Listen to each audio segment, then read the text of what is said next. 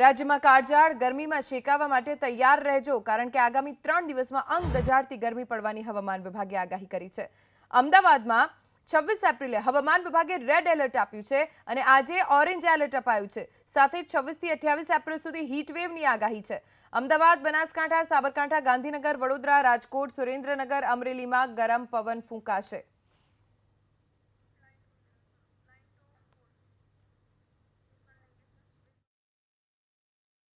રાજકોટ સહિત સૌરાષ્ટ્રમાં રોજે રોજ તાપમાનમાં વધારો થઈ રહ્યો છે। રાજકોટના રેસકોર્સ રિંગ રોડ પર અત્યારે જોઈ શકાય છે કે જ્યાં ભારે ટ્રાફિકના દ્રશ્યો હોય છે ત્યાં વાહનો ઓછા નીકળી રહ્યા છે। અહીંયા બાજુમાં જે નીરાનું વેચાણ થઈ રહ્યું છે, નીરો પીવો કેટલો આવશ્યક છે, આપણી સાથે છે રાજકોટવાસી, આપણે એમની સાથે વાત કરીશું। ભારે તાપમાન છે, તમે પણ તાપમાનથી બચવા માટે અત્યારે નીરા પી રહ્યા છો, શું કહેશો? નીરો બહુ સારો છે, પેશાબ માટે બહુ જ ઉપયોગી છે અને ઠંડક કરે છે, પેટને બહુ સારું છે અને મગજને પણ ઠંડ આપે છે। ભારે તાપમાનમાં રાહત થાય છે? બહુ જ રાહત થાય છે, ઘણું સારું પડે। બીજા પીવા કરતાં આ પીણું બહુ સારું છે, કારણ કે આ મળતું ક્યારેક જ મળે છે, રોજ નથી મળતું। અત્યારે નીરા પીવા આપ આવ્યા છો, કેવું તાપમાન છે? ટોપી પણ પહેરી છે, ચશ્મા પણ પહેર્યા છે। હા, ગામમાં પ્રોટેક્ટ કરવા, જાતને પ્રોટેક્ટ કરવા માટે થઈને આ બધું રાખું છું અને નીરોનું ઘણા વર્ષોથી હું પીવું છું। આ નીરો હંમેશા અવેલેબલ, આ તમને ટેકનિકલ માહિતી છે, સાચી માહિતી તમને કહું, ઓક્ટોબરથી શરૂઆત થાય, શિયાળો બેસે ને નીરો મળવો શરૂ થાય અને માર્ચ મહિના સુધી, માર્ચ પછી ગમે ત્યારે બંધ થઈ જાય। તો રાજ્યભરમાં ગરમીનો પારો હવે સતત વધવાની હવામાન વિભાગે આગાહી કરી છે।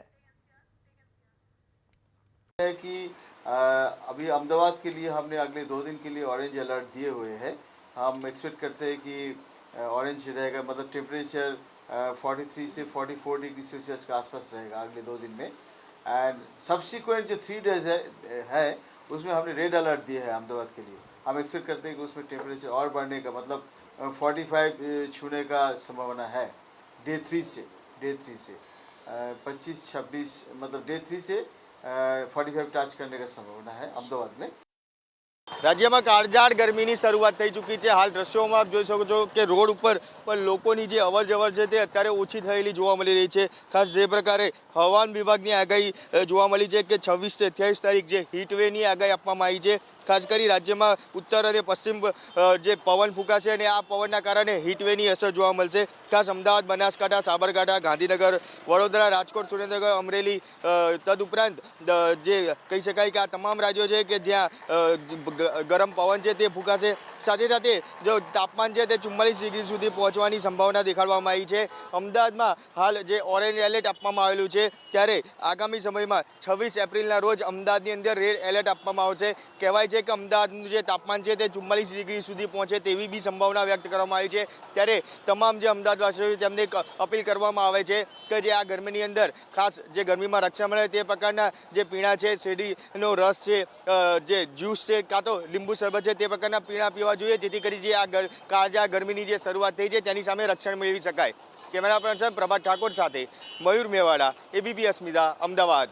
વડોદરા ડિગ્રી ટેમ્પરેચર છે અને જે રીતે સતત અહીંયા તાપમાન વધી રહ્યું છે, વડોદરાવાસીઓ અત્યારે ગરમીથી બચવા માટે તેઓ તેમના જે અહીંયા નુસ્ખા અપનાવી રહ્યા છે। આપ જોઈ શકો છો કે અહીંયા વડોદરાની અંદર લોકો ઘરની બહાર જે કામકાજ માટે નીકળ્યા છે તેઓ અત્યારે જે શેરડીનો રસ પીતા નજરે ચડી રહ્યા છે।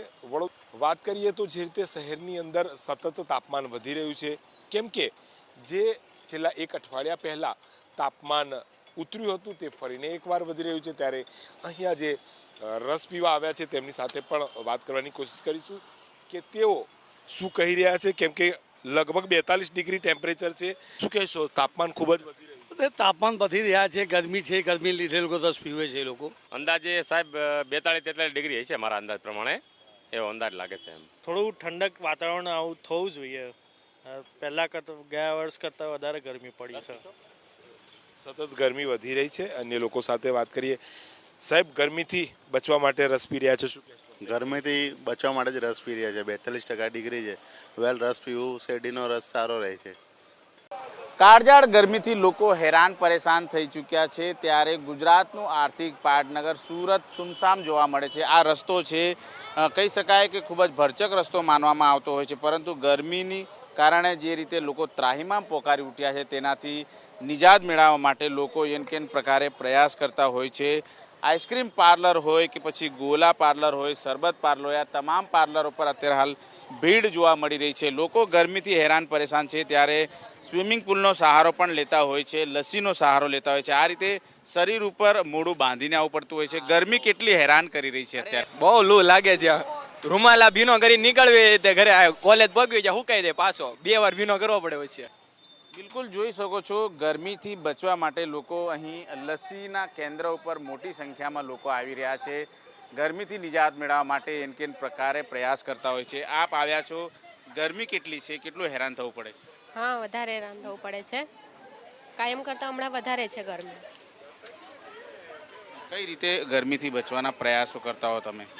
કંઈ નહીં, લીંબુ શરબત છે, નીકળવું તો પડે જ છે બહાર, પણ લીંબુ શરબત પીએ તો એનર્જી રહી છે એ રીતે. પછી બિલકુલ લીંબુ શરબત પીવું પડે છે. બીજી તરફ દ્રશ્યો જોઈ શકો છો, કતારબંધ લાઇનમાં આ પ્રમાણે લોકો હેરાન થતા હોય છે ત્યારે લસ્સી પીવા માટેના પ્રયાસો કરી રહ્યા છે. જે પ્રમાણે લોકો હેરાન પરેશાન થઈ ચૂક્યા છે ત્યારે આપ જણાવો, લસ્સીનો આસ્વાદ તમે માણી રહ્યા છો, કેટલી ગરમી છે, કેટલો ત્રાહિમામ પોકારી રહ્યા છો? છેલ્લા 3 દિવસથી સુરતમાં ભારે ગરમી થઈ રહી છે. આજે પણ માનું છું ત્યાં સુધી 42 ડિગ્રી જેટલી ગરમી તો 100% હશે જ. તો કાળઝાળ ગરમી માટે ગુજરાતવાસીઓને શેકાવા માટે તૈયાર રહેવું પડશે, કારણ કે આગામી દિવસો આકરા સાબિત થવાના છે. સૂર્યનો પ્રકોપ વધવાનો છે, તાપમાનનો પારો વધવાનો છે, ત્યારે ગરમી અસહ્ય થશે. અમદાવાદમાં તો આજના દિવસે ઓરેન્જ એલર્ટ આપવામાં આવ્યું છે અને તાપમાનનો પારો એટલો વધી જવાનો છે કે 26મી તારીખે રેડ એલર્ટ હવામાન વિભાગે આપ્યું છે અમદાવાદમાં.